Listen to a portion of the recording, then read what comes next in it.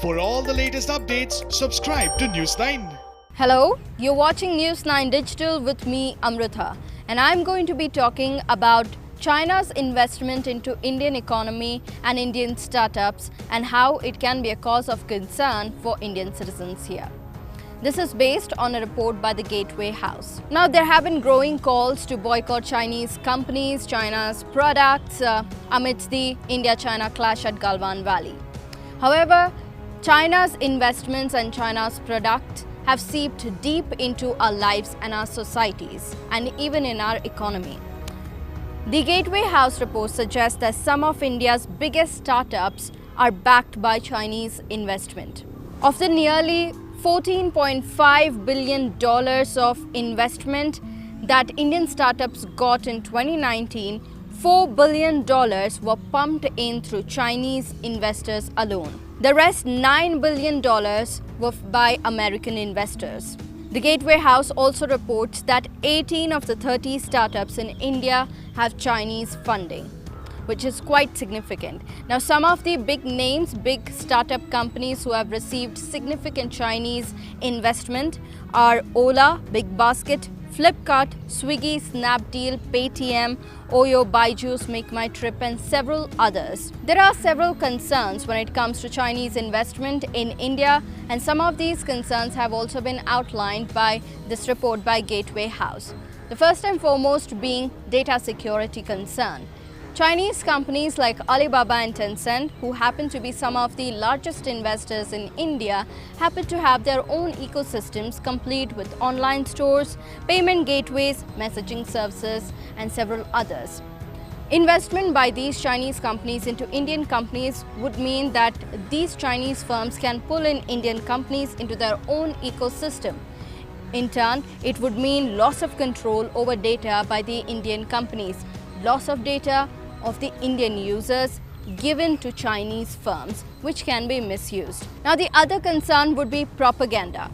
Already, the Communist Party of China controls most of media and social media platforms in mainland China and also censors most of the content which goes on there. If Chinese investors control Indian social media platforms or any other media platforms, it would mean that these investors would try to push for a pro-China narrative, and they might as well manipulate the debate and discussions going on these social media platforms. For example, TikTok censors most of anti-China sentiment building up on its platform. The other concern would be platform control.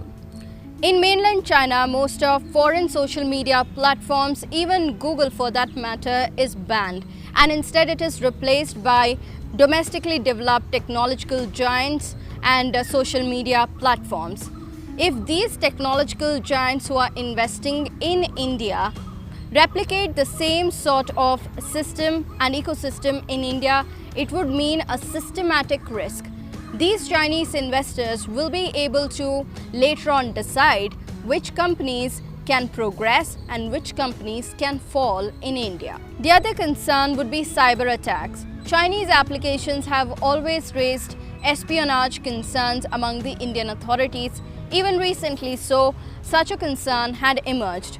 The Ministry of Electronics and Information Technology reportedly had sent notices to TikTok, ByteDance, and Hello apps seeking a response over their privacy concerns. In 2017 as well, out of 42 mobile applications, UC Browser, ShareIt, UC News, and others listed by the Ministry of Home Affairs are claimed to have a potential to carry out a cyber attack against India. This report also made recommendation on the FDI policy change front as well. It said that India should monitor its foreign direct investments more often.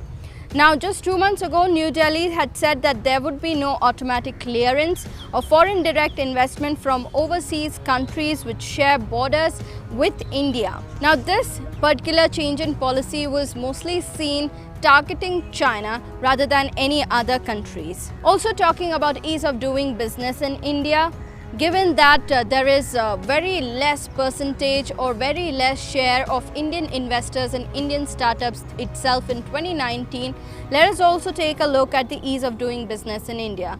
According to the 2018-2019 report, India ranked 63 among 190 economies, and it has improved quite significantly. The rank of India improved to 63 in 2019 from the earlier 77th rank in 2018, which is quite a big leap. However, we need to wait and see how the 2019-2020 ease of doing business in India would pan out to be. You can leave your opinion in the comment section down below. Also like, share and subscribe to News9 Digital.